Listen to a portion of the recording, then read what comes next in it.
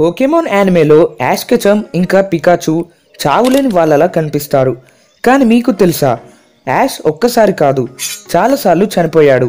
Ash చనిపోయి ఉంటే మరి ఇప్పుడు ఎలా బ్రతుకున్నాడు? అండ్ అసలు యాష్ ఎన్నిసార్లు చనిపోయాడు, ఎలా?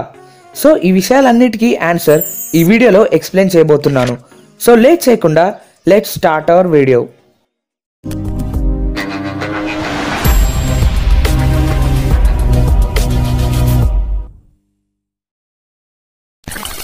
యాష్ కెచమ్ 10 ఏళ్ళు ఉన్నప్పటి నుండి తను ప్రపంచంలోనే గొప్ప పోకెమాన్ మాస్టర్ అవ్వాలని తనకి ఆశ ఉండేది. గత 23 సంవత్సరాల నుండి యాష్ తన గోల్ రీచ్ అవ్వడానికి చాలా ఎఫర్ట్స్ చూపించాడు. అయితే మన ప్రొటాగనిస్ట్ కొన్నిసార్లు చనిపోయాడు.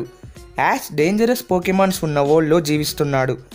ఎగ్జాక్ట్గా మాట్లాడుకుంటే యాష్ 7 సార్లు చనిపోయాడు. అవును, మీరు విన్నది కరెక్టే. యాష్ క్యారెక్టర్ని దాదాపు పోకెమాన్ మూవీస్లోనే ఎక్కువసార్లు చంపేశారు. కానీ ఎలాగైనా యాష్ మళ్ళీ తిరిగొస్తాడు. ఆ 7 మూమెంట్స్ గురించి మాట్లాడే ముందు కొన్ని క్వశ్చన్స్కి ఆన్సర్ తెలుసుకుందాం. యాష్ ఇమ్మోర్టలా? కాదు, యాష్ ఇమ్మోర్టల్ కాదు. మనలాగే యాష్ కూడా ఒక నార్మల్ హ్యూమన్. కానీ మన ఏజింగ్ ప్రాసెస్ కన్నా యాష్ ఏజింగ్ ప్రాసెస్ డిఫరెంట్. కానీ కొన్ని సిచ్యువేషన్స్లో యానిమే ఇంకా మూవీస్లో యాష్ ఆ పర్టిక్యులర్ మూమెంట్లో ఉండకూడదు కాబట్టి చనిపోయాడు. అండ్ యాష్కి సూపర్ పవర్స్ లాంటివి ఏమీ లేవు. తను మళ్ళీ బ్రతకడానికి కారణం కొన్ని Pokemon special abilities. So Ash ఎప్పుడెప్పుడు చనిపోయాడో చూద్దాం. Number 1, the tower of terror. Pokemon anime season 1 23rd ఎపిసోడ్లో యాష్ హాంటర్ ఇంకా గెంగర్ని క్యాచ్ చేయడానికి ట్రై చేస్తాడు.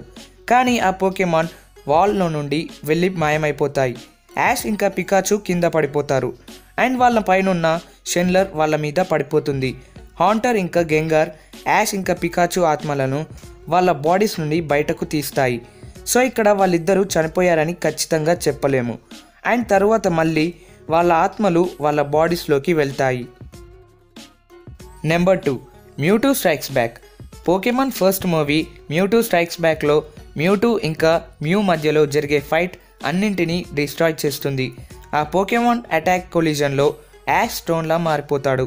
ఒరిజినల్ అండ్ క్లోన్ పోకెమాన్స్ యొక్క టియర్స్ యాష్ని మళ్ళీ బ్రతికేలా చేస్తాయి. Number 3, Lucario and the mystery of Mew. ఈ మూవీలో ట్రీ ఆఫ్ బిగినింగ్ని ప్రొటెక్ట్ చేసి అక్కడికి వచ్చిన హ్యూమన్స్తో ఫైట్ చేసి చంపేస్తుంది.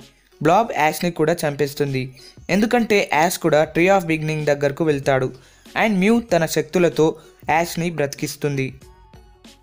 Number 4, I choose you.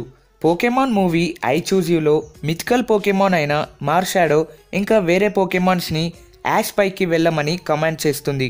And దానివల్ల Ash body and soul after లైఫ్కి వెళ్ళిపోతాయి. అండ్ పికాచు ఒక స్పెషల్ పోర్టల్ గుండా వెళ్ళి యాష్ని రివైవ్ చేస్తుంది. Number 5, Manaphy and the prince of the sea. ఇక్కడ యాష్ న్యాచురల్గా చనిపోతాడు. తను సీక్రోన్ని రీస్టోర్ చేసే ప్రయత్నంలో మునిగిపోతాడు. కానీ సీక్రోన్ ఎబిలిటీస్ వల్ల లక్కీగా యాష్ మునిగిపోకుండా రక్షించబడతాడు. సో ఇక్కడ నిజానికి యాష్ చనిపోలేదు, కానీ చావుకి దగ్గరగా వెళ్ళాడని చెప్పొచ్చు. Number 6, the Victini. ఈ మూవీలో యాష్ ఐస్లో గడ్డకట్టుకుపోయి చనిపోతాడు. విక్టిని తన ఫైర్ ఎబిలిటీస్తో యాష్ని బ్రతికిస్తుంది. Number 7, Mewtwo strikes back. ఈ మూవీ రీమేక్లో మ్యూ ఇంకా మ్యూటూ బ్లాస్ట్ మధ్య ఉండటం వల్ల యాష్ స్టోన్గా మారిపోతాడు. అండ్ మళ్ళీ real Pokemons and clone Pokemons tears వల్ల యాష్ మళ్ళీ బ్రతుకుతాడు. ఈ విషయాలన్నీ పక్కన పెడితే పోకెమాన్ XY సిరీస్ ఆధారంగా పికాచు యాష్ పైన 100k వోల్ట్స్ కరెంట్ని ఎలక్ట్రిఫై చేసింది. అసలు అంత ఎలక్ట్రిసిటీకి యాష్ చనిపోయి ఉండాలి. బట్ స్టిల్ యాష్కి ఏం కాలేదు. యాష్ ఆ ఎలక్ట్రిక్ షాక్ని తట్టుకోగలిగాడు. అలా యాష్కి చాలాసార్లు జరిగింది. ఒకసారి తనే తన పికాచుతో 100k వోల్ట్స్ షాక్ కొట్టేలా చేయమని చెప్తాడు. ఇది ఫిక్షనల్ కాబట్టి అంత అమౌంట్ ఆఫ్ ఎలక్ట్రిసిటీ యాష్ని ఏం చేయలేదు. నిజం చెప్పాలంటే యాష్ వేసుకున్న స్నీకర్స్ తనని కాపాడాయి. వాటి వల్ల కొంత రెసిస్టెన్స్ ఏర్పడుతుంది అండ్ కొంత పవర్ తగ్గించబడుతుంది. పికాచు హై వోల్టేజ్ని కూడా త్రో చేయగలదు, బట్ తన కరెంట్ తక్కువ శాతంలో ఉంటుంది. యాష్ మంచి కోసం, తన పోకెమాన్స్ కోసం తన లైఫ్ని సాక్రిఫైస్ చేయడానికి రెడీగా ఉంటాడు. అండ్ అదే తన అచీవ్మెంట్స్కి రీజన్. అండ్ యాష్ సాక్రిఫైస్ చేసిన ప్రతిసారి మళ్ళీ బ్రతికాడు. అలా జరిగి ఉండకపోతే పోకెమాన్ ఇలా ఉండేది కాదు.